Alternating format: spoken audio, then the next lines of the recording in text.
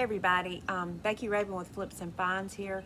I wanted to talk to you about some pieces I'm working on and talk about paintbrushes. We've done a little bit of that before, but I haven't really got into detail about it, and I'm at two different spots with these two pieces and wanted to tell you a little bit more about what I'm doing to help you maybe do your own project and also give you some insight on what brushes to buy and maybe where to go and buy them. So what I've got here is I've actually got three brushes that I want to talk to you about, but the main two that I've used before and I've talked about before is your chip brush and a nylon brush.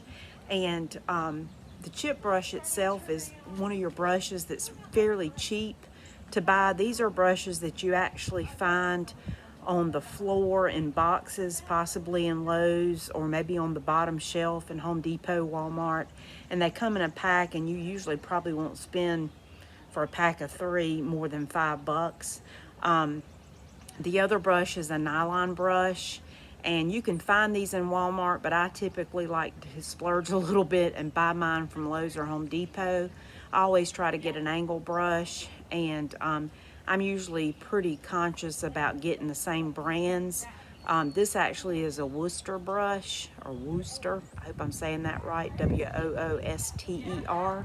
And I think these brushes are at Lowe's primarily, but I also like the Purdy brushes, Purdy, which you can get at Home Depot. If you take care of your brushes, meaning you clean them out every time, and if you do let them sit overnight, I'd put them in some warm soap water, like Dawn dish detergent, and some hot water, and let them sit. They'll probably last you 7 to 8 months if you do more than one project. So that's a little bit about taking care of your brushes. Now there is one more brush that I want to talk to you about, and this is a brush that you'll commonly see sold with a lot of your chalk paints, which is what I primarily use. This isn't a round brush, and I don't know why it's more of a square, but it has the same look as a lot of the brushes that are advertised with more of your high-end paints like Annie Sloan, Wise Owl, Dixie Belle, that type thing. I don't find this brush to be all that helpful for me except when I'm doing a dry brushing technique, which I'll talk about on another video, but it's a very dense brush, and I feel like it kind of scrapes the paint off as I put it on, and I don't know if that makes much sense, but these are not brushes that I really use a lot. So maybe it's this brush that I bought, I'm not sure. This is an Art Minds brush that I purchased from Michael's, and I think Walmart has a cheaper brush too, and these brushes are probably $5 or $6. They're not that much. But that just gives you some insight if you are deciding to do your own project, kind of on the process I use and the results I've had. It is trial and error. Just, if you want to buy different brushes and see what works for you. Now, typically, what I do is I always do coat one with a chip brush on all my projects. And you can see this headboard behind me is rather streaked. I have put a second coat in some areas, but usually, again, the chip brush leaves big gaps on your piece. And I like to do it because I like to see what it's going to look like, how well the piece is going to cover. With chalk paint, you don't normally have to do a lot of sanding. I've found that you get pretty good coverage, and to me this is pretty good coverage, unless the piece is really glossy, or if you've got a laminate piece, you're going to have to scuff up the piece to get the chalk paint to really kind of stick. But that's kind of the whole selling point with chalk paint, is you don't have to do a lot of prep work. But I just like to see how it looks, and I love any way to see the dark detail come through. And these pieces, both of them, as you can see, have a lot of detail. So I like to go over these with a chip brush first and see what my results are going to be. Now, this piece in front of me, I hope you can see. I know the lighting is not the best, but you've got more coverage on this piece, or I've got more coverage on this piece to this point because it's gotten a second coat of paint.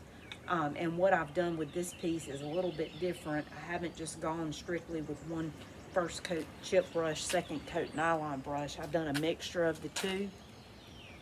And again, all the flat areas I've used a nylon brush, but I've gone back over the detailed areas with a chip brush again and kind of lightly put the paint, because what I'm trying to get, or the look I'm trying to achieve with this, is I really want a lot of the crevices.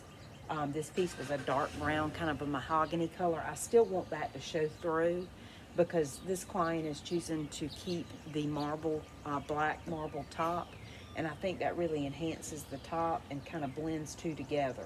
So I am going for a look to where I don't want to get paint in every crevice. And if you do want to do that, you're going to go more with a nylon brush to cover the whole project on your second coat. You get better coverage, and I would always invest in an angle brush again if you're going to do a lot of detail, and even some smaller brushes for that. So what I want to show you today is I want to show you the actual difference between the two brushes with paint on the actual project, and I'm going to pull the camera a little bit closer and hopefully go over one of these areas where you can kind of see the difference. And let me get my paint.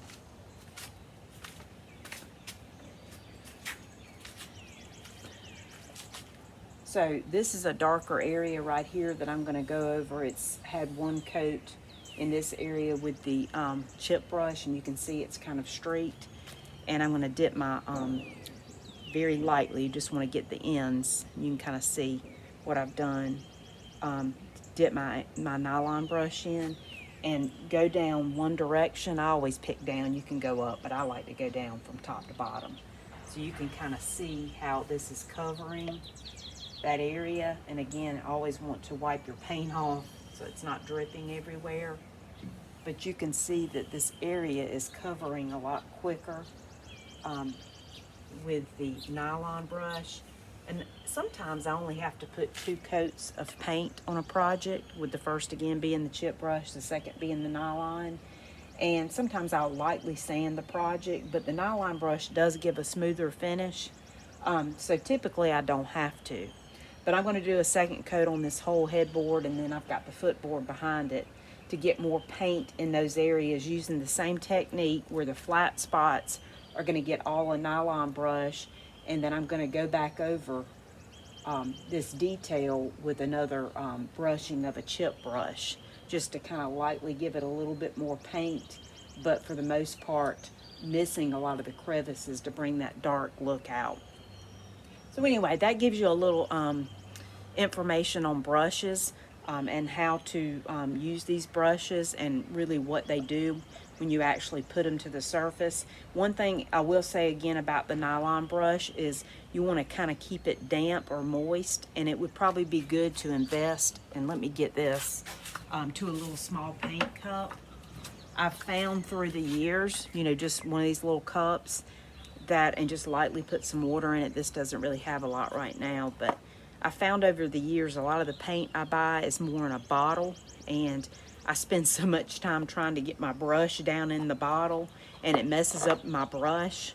And these little paint cups are fairly cheap, and they have a spot to hold your brushes, and this works well if you're doing 2 different brushes at one time, like I am on these pieces. So if you're going to do a project that's kind of big, or you've got a small bottle of paint, I would invest in one of these too, and they're in the paint aisle with your brushes. So hope that helped y'all, and maybe you've got something you can paint during this time when we don't have a lot going on. So I wanted to give you the information. I hope y'all have a good day. Stay healthy. Bye.